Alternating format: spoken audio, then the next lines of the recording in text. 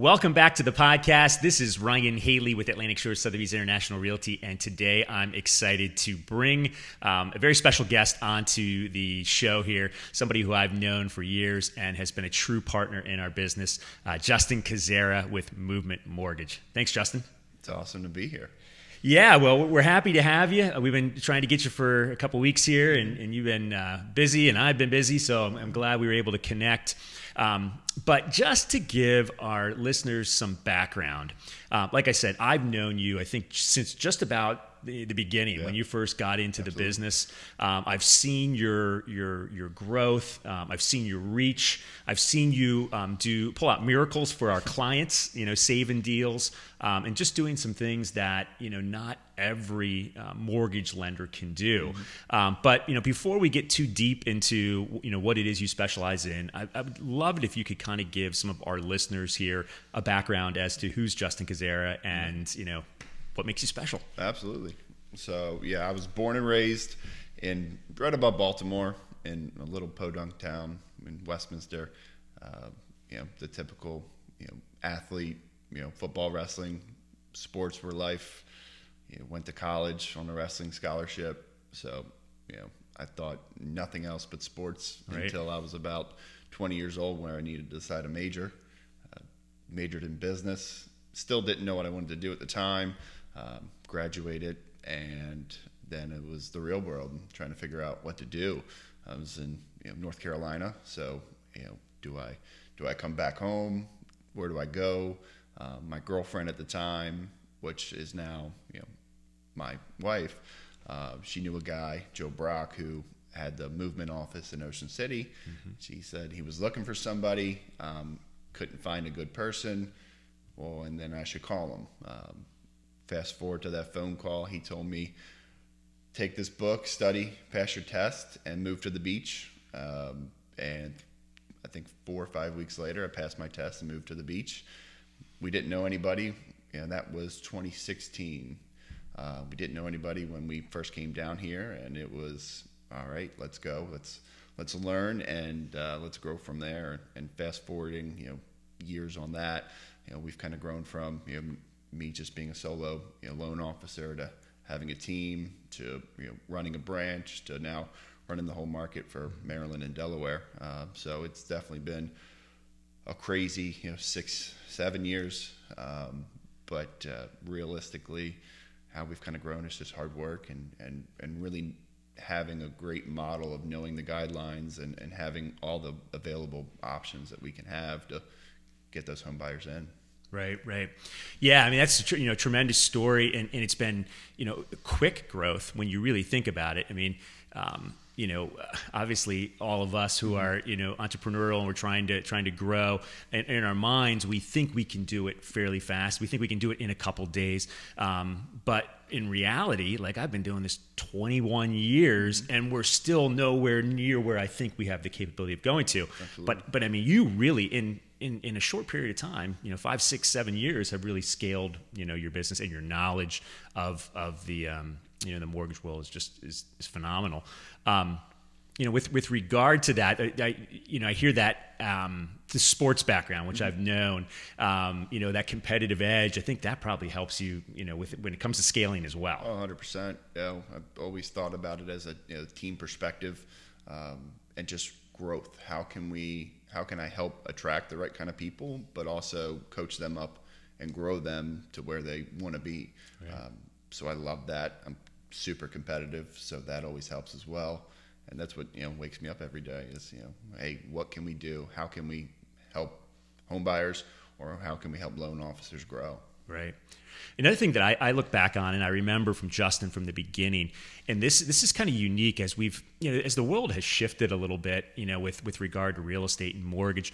But one thing that I think you really did good in the beginning is you took technology you took the social media world, like a Facebook, but you used it to build relationships. Like I remember very early on, Justin liking a lot of my stuff, just made it a point to reach out and figure out who, the players were in the real estate world. And you started out by liking, which then turned into, getting together and conversations and relationships, so, I mean, when I look at where we're at right now from a real estate world that used to be so heavy online, we all were really, expecting to get lots of leads coming in online.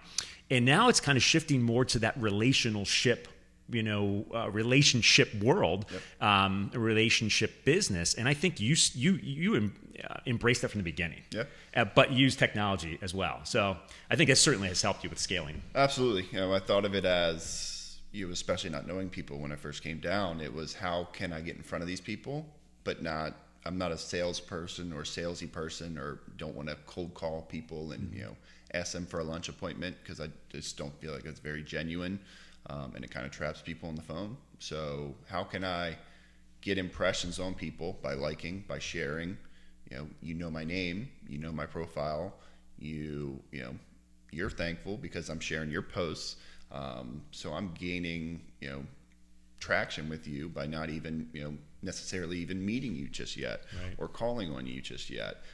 So it's almost like you get familiar with someone before you actually, get to meet them. So I found huge success in that, by not going this pure sales approach, but, how can I help them grow at the same time, and not come off in, the salesy pitch. Right.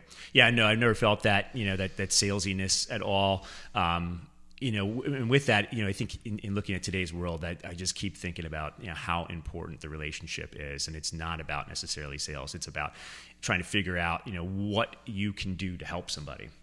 And that certainly is what you do, with consumers in the mortgage world. Absolutely. I mean, there's so many times where I have said to my clients, like, you got to call Justin, because it's not just about like, all right, he'll pre-approve you. It's more about like the consultation.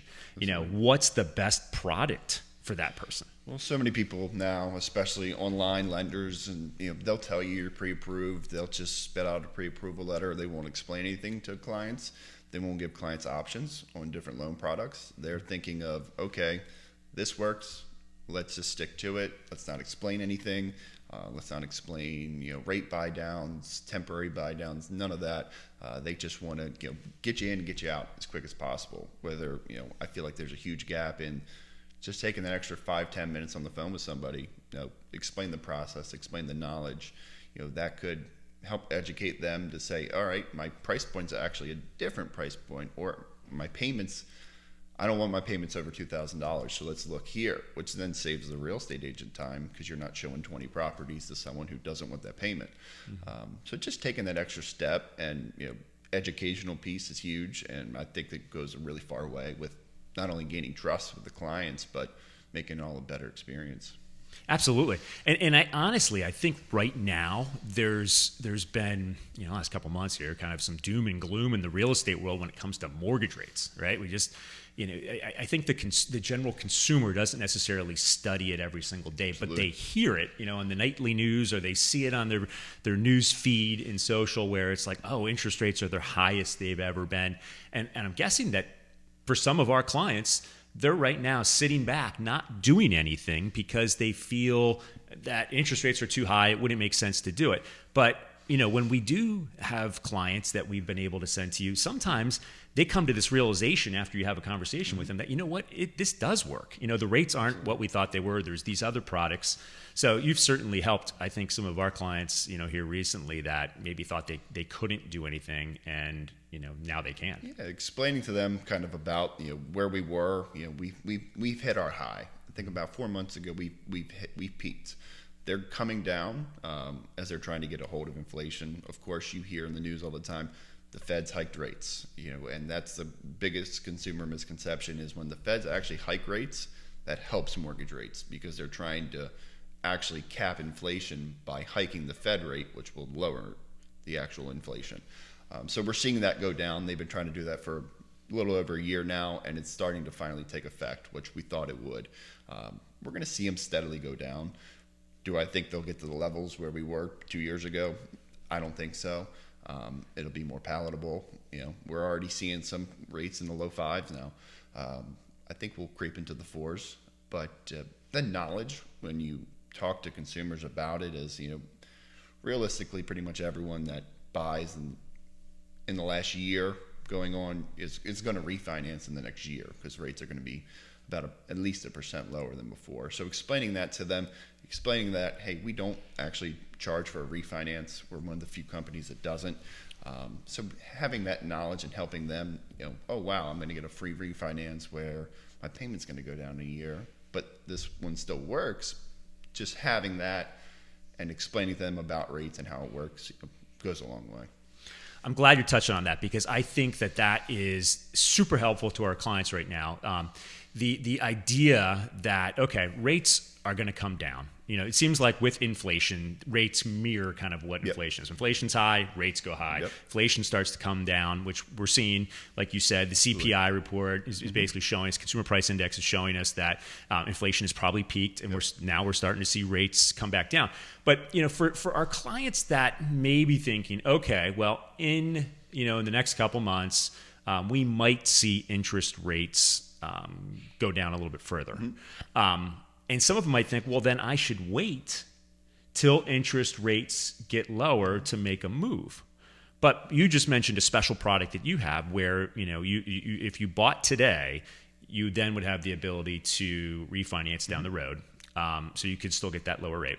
What are your thoughts there about the waiting aspect? Yeah, no, I clearly talk to a lot of people every day on this and have this conversation. So realistically, if they're thinking, hey, wait, so is everyone else right now. Right. So we're going to have a bottleneck of buyers if everyone does wait. Realistically, what I'm seeing now, especially in early January, there's a pickup.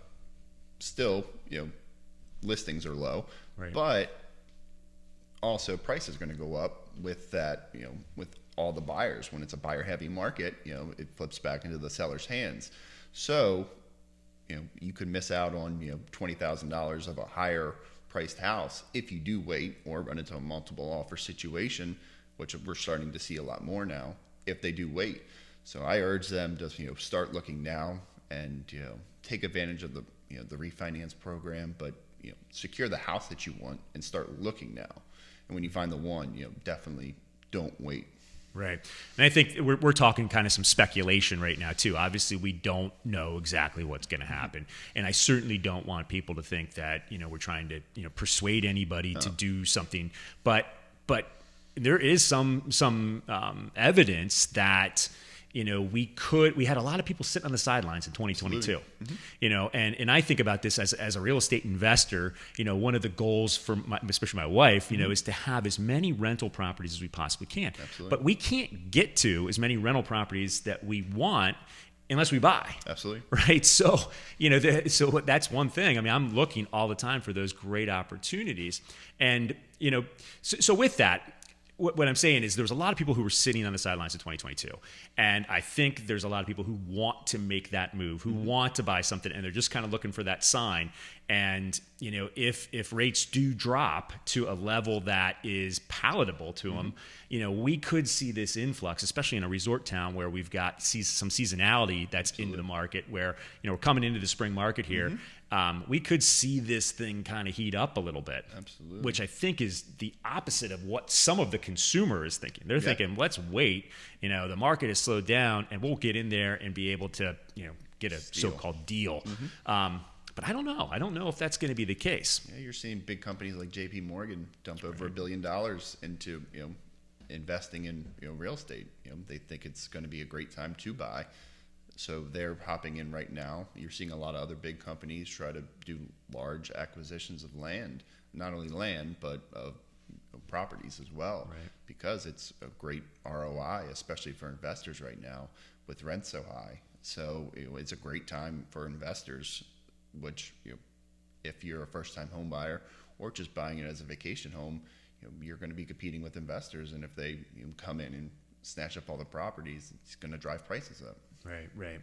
Yeah, I mean, I think all consumers, you need to buy when it works for you. You need Absolutely. to sell when it works for you. But if you're thinking about doing something, keep your eyes open. Start looking, like you said, and get out ahead of it, because there might be a little bit less competition right now. Yeah, it reminds me of the beginning of COVID. Right. Everyone was scared and kind of sat, thinking that, prices are going to go down. Like, this isn't going to last. And we saw huge appreciation in that time. Places that were one-bedroom places that were used to be 125, 150 grand. Now you're over 200, and that's not going to come back down because of appreciation. It was steady. It wasn't ridiculous like some of these major cities, and we're going to see those numbers still rise. Right. I think you're 100% right. I've been thinking that the same. It has that feeling where it just is could be getting ready to kind of go again. And I know with my consumers who took advantage of it in those uncertain times, they're the ones looking back right now being like, made it big. Yeah. Hindsight, I wish I would have bought some more. I know. Yeah, I mean, you talk about one bedroom. I was in a one bedroom yesterday, a potential seller, and in a building where I showed some units right when we went into COVID, or right when we were coming out of it, like June of 2020. And I remember they were like $150,000, one bedroom, ocean block, and now we're talking 250. Yeah. I mean, we're talking maybe even a little bit more than that based on the inventory right now. So you're absolutely right. Absolutely right. So with that, I want the consumers here to know. I mean, Justin's a great guy. I've known him. I trust him. But beyond that, what are some of you talked about the free refinance? But what are some of these other products that makes Movement Mortgage, makes your group so special? What can you offer that's unique? Absolutely. Well, Movement's a direct lender, so a lot of companies are brokers and have a lot of overlays. Overlays are just stipulations on top of government loans that cap them from maybe even qualifying. We really don't have overlays. So realistically, all the products out there we have, from bank statement loans for self-employed borrowers that don't show any income. That's not a reason to be deterred. We can get you qualified with that. From recent, maybe if you had a foreclosure or bankruptcy in the last few years, we have products for that as well. And then realistically, you have your really temporary buy downs and interest rate for the people that really can't afford that rate where it is today, but want that lower payment. That's an option.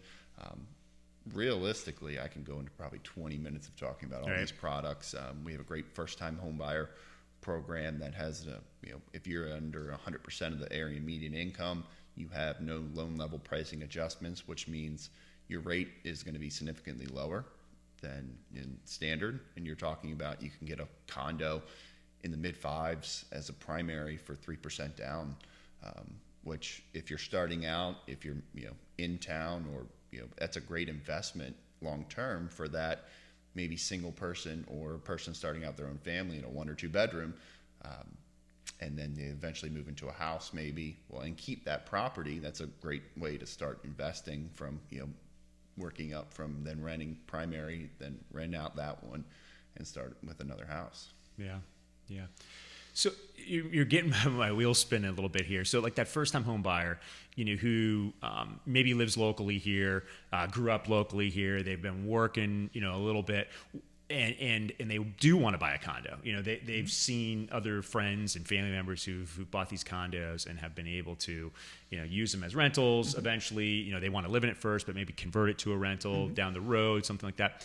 What kind of work history do you need for somebody if they're a W-2 employee? Do they need 2 years of tax returns to get into that? Not necessarily. Depending on if you have your high school or college student that just graduated maybe with a nursing degree and works at the hospital and is a 40-hour a week guaranteed employee, and they just graduated from nursing school maybe last month, they can actually buy right now. Really? So the common misconception is I have to wait 2 years at a job to be able to qualify. That's not the case with coming out of college or having some prior work history before.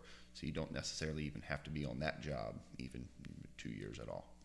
Got it. So lots of options out there. I mean, I think that's where you're just so good when we're able to send people your way to at least have that conversation. And a lot of people just don't want to, are even a little afraid to have that conversation because they're afraid of being said no to. A rejection. Which I always tell people, I never say no. I tell you a way to get there.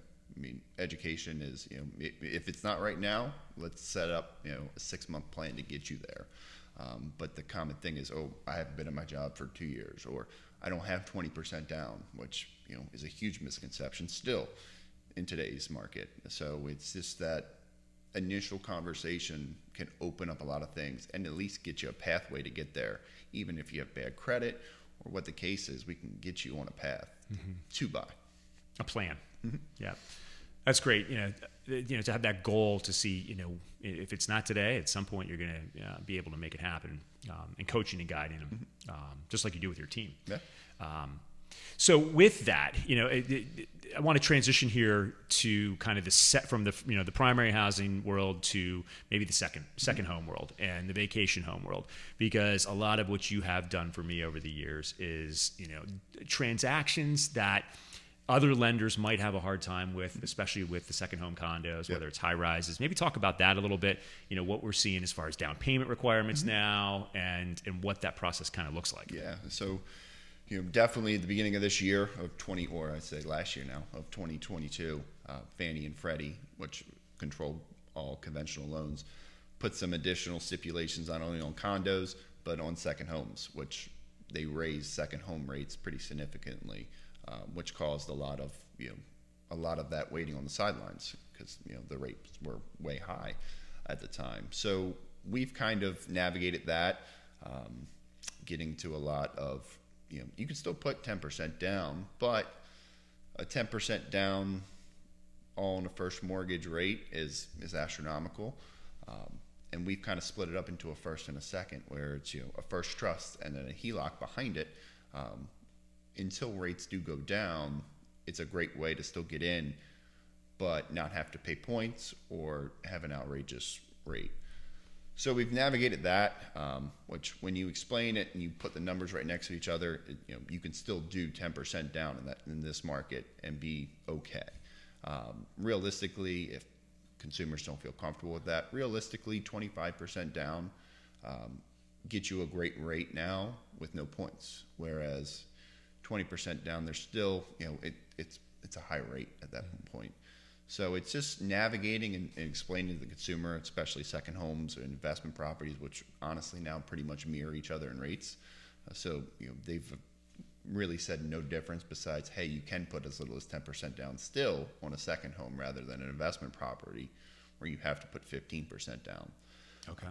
But to explain that to a consumer and really break it down has been definitely key. Yeah. So that 15%, and we get that question still. All right, if I want to do an investment property, how much do I need to put down, and what does that rate look like? So you're basically saying right now is the rate's not that much different than a second home.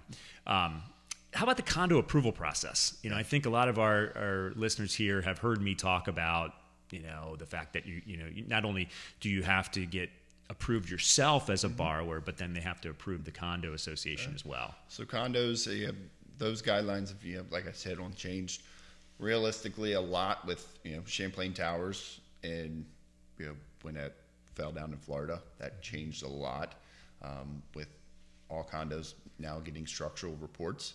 Right. And realistically, they've pretty much said if there's structural defects in the building and it's not repaired, they want it repaired before they approve a condo now, which is huge, because a lot of these places you're seeing them get structural reports because they haven't had them in the last 20 years.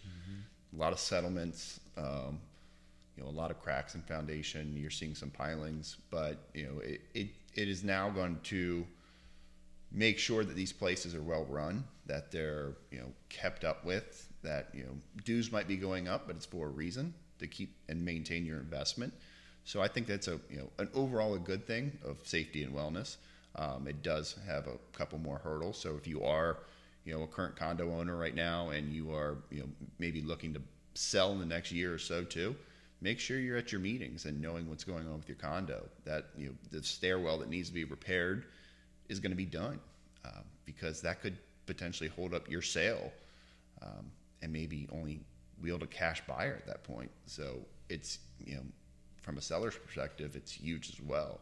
Right. That's why you always partner with a great listing agent too that can explain this process as well to make sure that your condo is well run and get that process rolling as well. So mixed with the already tight regulations of different companies. Some companies, mortgage companies, will actually just Google the condo, and if any rental sites pop up with that condo, they'll just deny it, which is wrong. They're not doing their job correctly, but that's their overlay on it.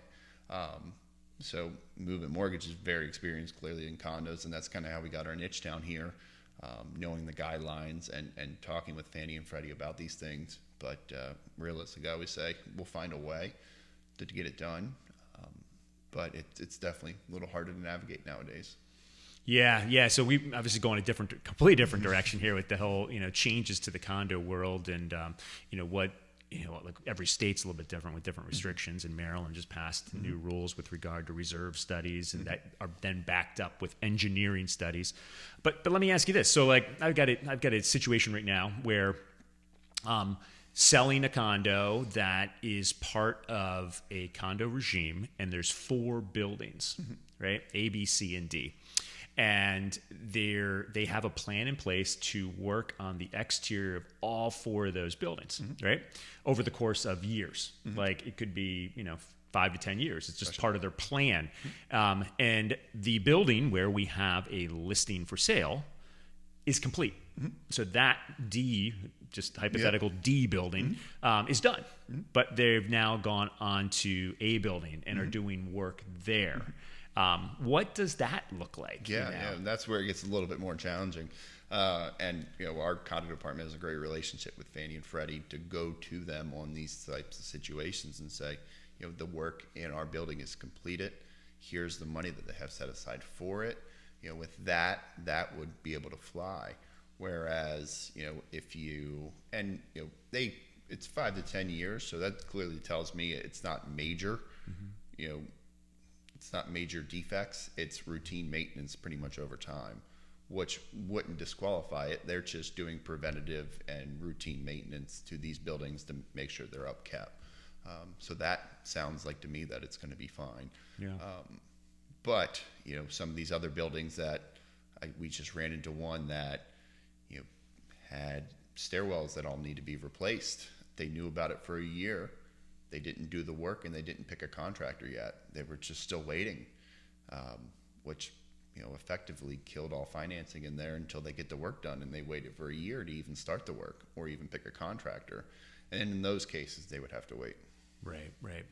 So, I think this is good information for both buyers and sellers. Obviously, buyers want to buy into a building where they've got confidence that, and doing work is not necessarily a bad thing. Like, having a plan to maintain these buildings is fantastic for a buyer. Absolutely. But also, you touched on it. These are sellers, which is so much of, our audience right now are people who've purchased from us over the years and own property here at the beach, or in other resort towns. It's something really need to be thinking about.